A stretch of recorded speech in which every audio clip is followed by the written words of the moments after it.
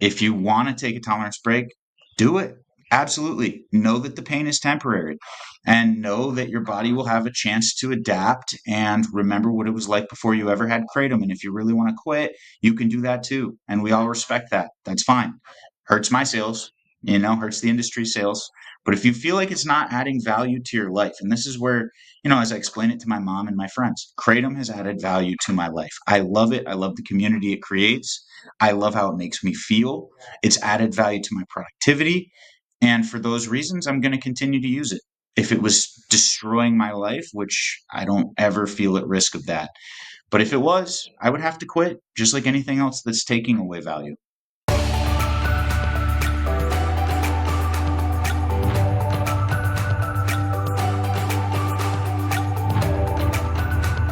So I'm here with Abram Jacobson, who I've had on the podcast before. We heard his amazing story with Kratom, but I wanted to bring him back because he's been doing something really cool and showcasing it publicly on their YouTube channel at Pure Infinity Botanicals. So Abram, thank you for coming back.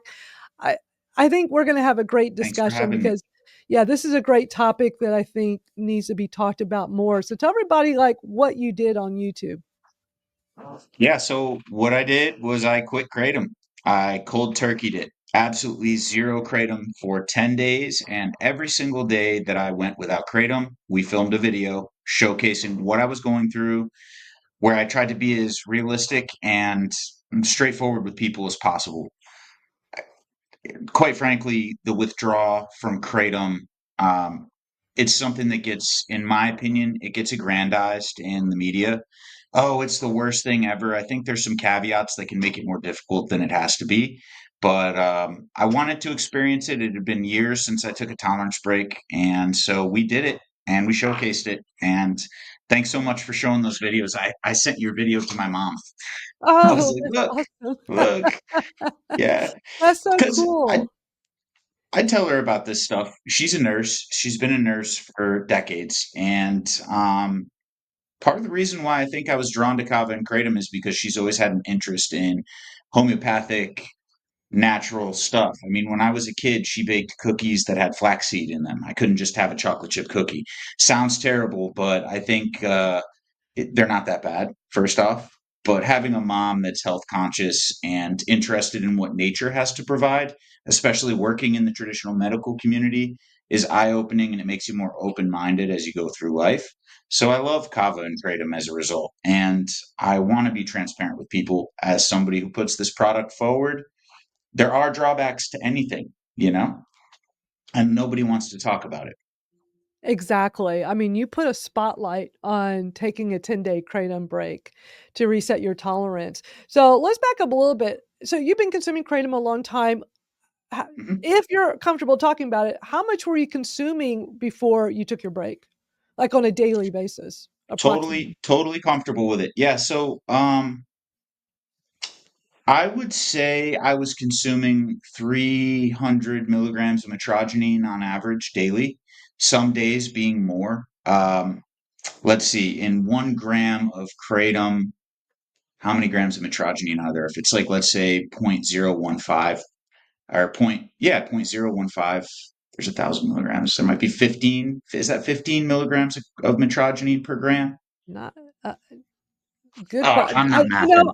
I don't do I do just a whole leaf powder, and I've always Yeah, had a hard time understanding how you convert the extract with the milligrams to the grams of powder. sure. Like, I take 2 teaspoons, which is roughly 5 grams, and I do that through every 6 hours, so 4 times a day. So I'm taking roughly 20 grams a day, but everybody's different, of course. Some people take a lot Yeah. less, and it works great, and some people take more. I'm just curious at at least equating it well with the you share the milligrams, that's on the extract side. I'm just curious, like, Yeah. what that equivalent on the grams if it was powder. I just did the math on my handy dandy calculator. Trust me, these glasses are just for show. I suck at math. There's 1,000 milligrams of biomass in 1 gram of powder, and typical powder has anywhere from, let's say, 1.2 to 1.8, maybe 2% metrogenine. So I just picked around, 1.5%. That's 15 milligrams of metrogenine for 1 gram of powder. So if you're doing 20 grams, 20 grams a day, that would be about 300 milligrams total. But this is an interesting subject because I know some people are totally against extracts and some people are totally for them. Your body, when you consume the powder, you create the first extract. It's the acids in your stomach and your digestive tract that's attempting to extrapolate the alkaloids from this biomass. So when you take 20 grams of powder, it could be 300 milligrams of MIT, but chances are it's less because your body's only going to be so efficient at extracting it.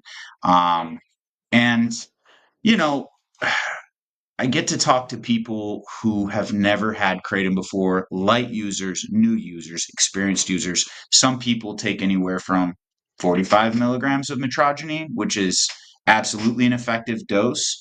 And on the high side, if you've never had it, and some people take thousands of milligrams every day. And truly, because of the trade that I'm in, I'll travel and I'll be handing samples out to people, taking it with them. So there are some days where I'm doing 600, 700, 800 milligrams of MIT. It's a lot. It's a lot of mitt, and I was taking it so frequently every day, no tolerance break because of the travel. I wasn't feeling it anymore, and I think I mentioned to you in a previous episode we did together that none of us should be so spoiled that we expect these plants or medicines in our life to have the same effect every time that we take them, and that by having that attitude, that's how you end up over consuming any substance. No, because I demand to feel this level of great every time I take kratom. So therefore, I need more and more and more, and it stacks up. Um, and yeah, that's I would say last 3 years, pretty heavy consumption of kratom for sure. We're going into this 10-day break to reset your tolerance. Did you have any concerns going into it? Were you worried that maybe I am going to have some withdrawals or issues, just anything going into it that you thought of? Um, to say it didn't cross my mind would be a lie, but I wasn't really too concerned with it. I've at times in my life quit other substances. I had a hell of a time with caffeine. That would be the only concern that I had. I said, if this is going to be as difficult a time as I had with caffeine, then I'm a little scared because I quit caffeine cold turkey for 3 months. I was an insane user of coffee, 2 pots a day. Okay, for years of my life, my blood was used to that level of caffeination, and I quit cold turkey. It took me 3 weeks to get over the withdrawal. First week was I had body temperature fluctuations, irritability, depression, anxiety. I had a migraine every day for 3 weeks. It's easy to say, okay, Wow. whatever, it's in the past. But a migraine at the end of every day for 3 weeks, quitting caffeine. And I'm not alone. There were other people who had this experience. So Kratom pales in comparison.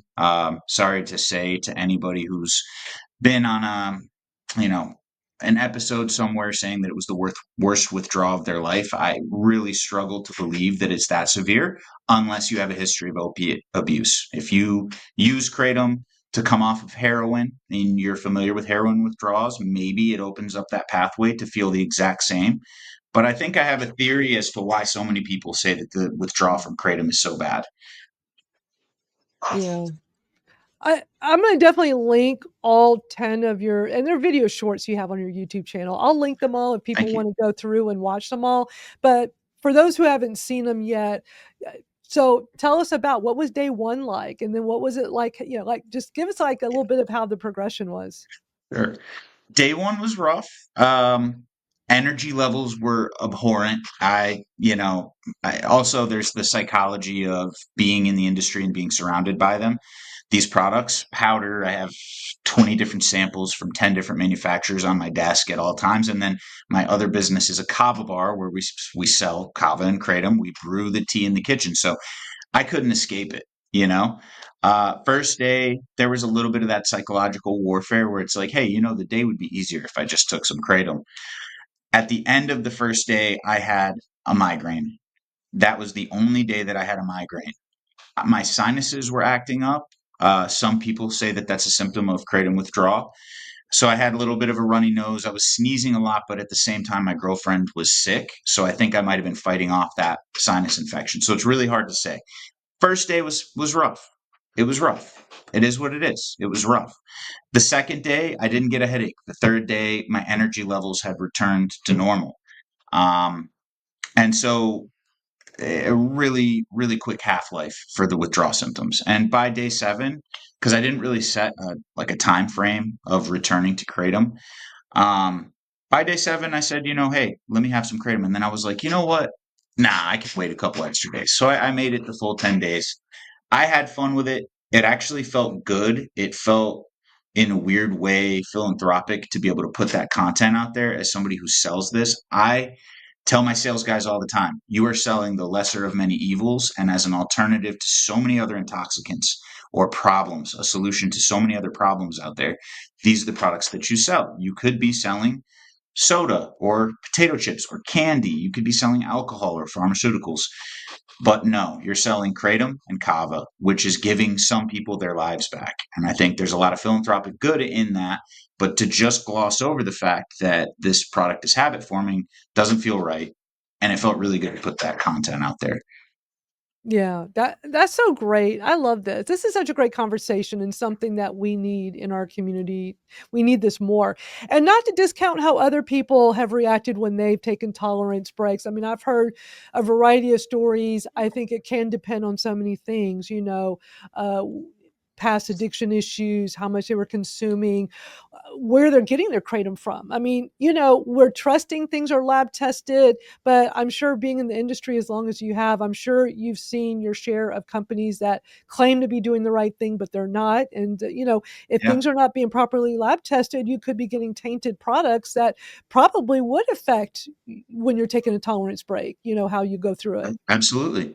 Absolutely. Um, I had this theory last night. I was on the phone at like 9 p.m. with a customer who ordered product on our website. She actually placed an order. It didn't ship right away. We've gotten a lot more orders on the website. Things have been busier, so next day shipping sometimes happens. But I was talking to her, and she started taking kratom with when I guess her father passed away, and it was the little blue bottle everybody knows, and she was taking 9 bottles a day, having Ooh, these horrible side effects. Then she switched over to 7-OH, and she was taking a couple hundred milligrams of 7-OH, and then she saw one of my Facebook ads, so she decided to try one of our full spectrum extracts. Long story short, what I picked up from that conversation was she started to take a plant, a product, a drug, an intoxicant, and she knew nothing about it. She didn't even know what an alkaloid was. Okay. So this is where companies go wrong within the kratom space in particular is we sell to consumers who want to feel good.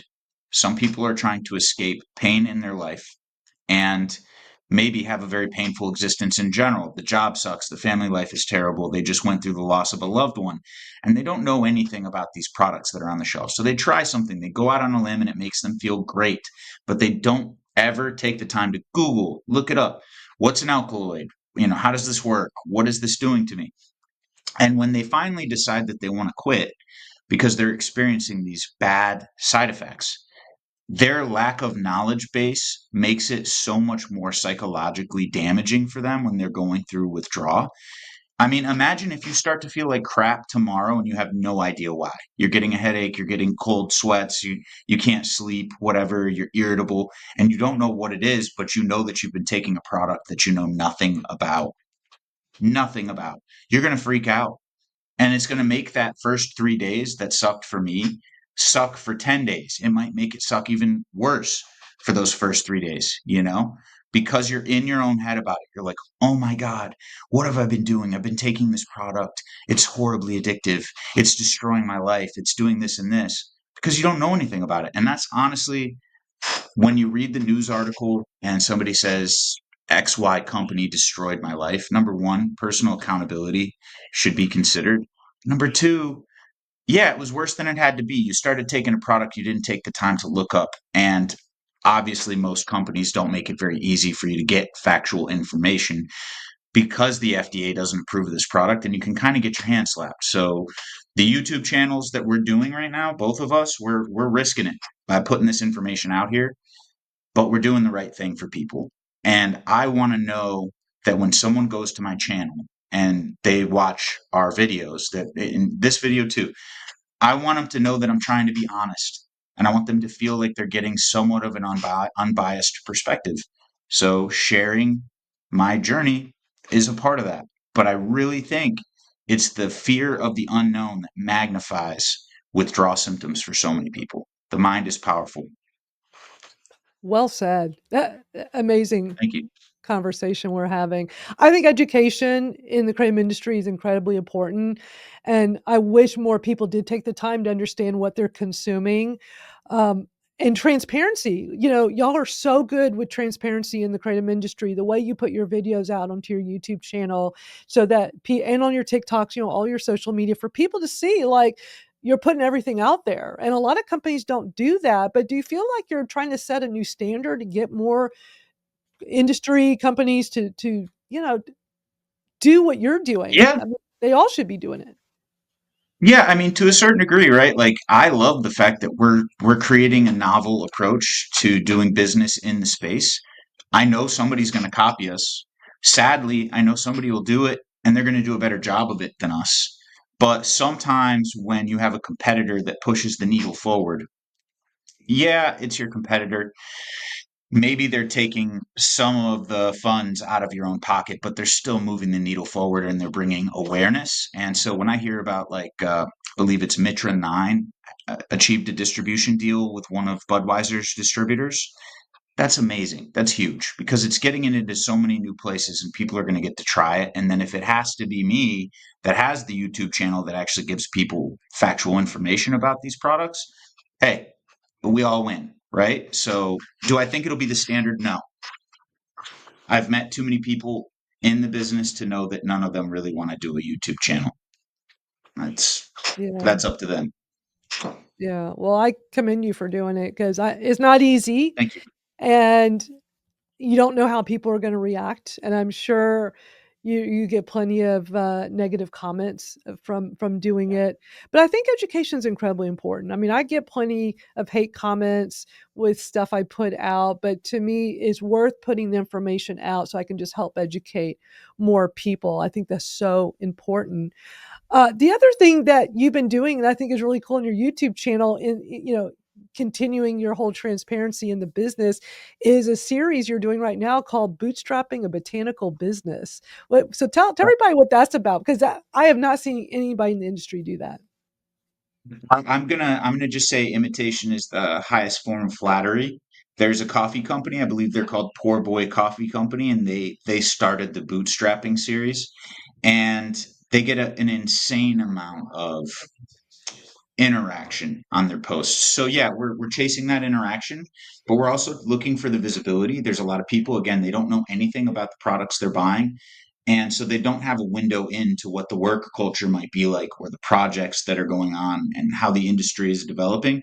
So when applicable, when appropriate, we try to share some things like maybe it's a new company t-shirt design or some tablets that we're working on. Whatever it is, it's been fun. And you're absolutely right. You get the hate. I get the hate on these comments too, but we're dealing with the general public. And I'm sure you can think of plenty occasions where you've seen some extremely positive video online and still found a nasty comment. So it's a part of life. I really don't take it too personally. Um, but I've had some weird run-ins. I've had to block people on YouTube. Actually, you told me to do that, and that was smart. They then went on to my LinkedIn page and were leaving comments on my posts on LinkedIn. So I had to block them there as well. Wow. So people are weird, but it's a Well, part you of it. know, haters are gonna hate. That's what they do, sadly. Yeah, I learned years ago it's just not even worth getting into it with people because they will not change their minds. I like to keep everything, you know, positive and a very community vibe in our chats, especially like TikTok. TikTok, I really like when people come in and start hating because I'm trying to share the difference between 7OH and kratom, leaf kratom. I mean, people come in there like, "You just want it banned, you just want 7OH banned," and Hmm. I'm like, No, and if you watch my videos, I always say I don't believe in prohibition. Regulation, yes, but not prohibition. But people just love to get on social media and hide behind a keyboard and hate. But that will never Sure. stop me, and I know it's not going to stop you because I think No, we're not both at on all. the same mission. Education is so incredibly important, and we need more of it in the community. We just need more stories out there, positive stories about kratom. I agree. I agree. I can't wait for the day that you come to Florida because my introduction to Kratom to begin with was the positive story. The first person that I met at a Kava bar was a former addict, and he explained to me how Kratom changed his life. And I've met dozens, if not hundreds, of people, even on an acquaintance basis. I'm sure then it's well beyond 100 of people who were alcoholics or street drug users, and now they just go to a kava bar and they have some kratom and some kava and they move on with life and they have a much better life for it. So, absolutely, it's a blessing to be able to work in this industry and talk about these things and know that your products are absolutely doing some people very well, doing good things for people. There are some people who are going to abuse it. Absolutely. And again, it all goes back to that knowledge basis. Some people are ill informed and they're willing to do anything that will make them feel good, even at their own detriment. And they'll do it without knowing a damn thing about where the product comes from that they're taking. So that's the unfortunate aspect. So, all the more reason for you to keep doing what you're doing and for us to keep on putting this content out there. Yeah, for sure. So to wrap up, what would you say to somebody that has been consuming kratom for a while, whether it's extracts or the whole leaf powder, and they know they should take a tolerance break? They want to take they're going through what you said, where they're just not feeling it anymore. They're not getting what they used to get out of it.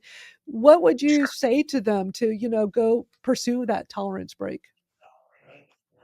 I would say it's going to be okay. At the other end of that rainbow of discomfort, you have to remember that, hey, you're not doing this forever. You're the one that's in control. And there's a lot easier ways to take a tolerance break than the way that I did it. I did it cold turkey, and I work in the industry and I'm surrounded by these products. And I did it during a normal work week. My Monday was kratom free. Yeah, so you could pick a weekend to do it. You could pick a time when you're going out of town and you're changing your environment. So you kind of got to ask yourself, hey, what are the benefits of taking a tolerance break? Number one, I'm going to save money because I'll require less moving forward. Number two, I'm challenging myself and cultivating the discipline of my mind. I'm choosing to be in charge of me and my body, my whole person, rather than something else dictating my life. And I always think that that's really valuable. If there's one benefit I've ever gotten from quitting caffeine, quitting kratom, it's to be able to tell myself no and hold up the mirror and know that I kept my word to myself.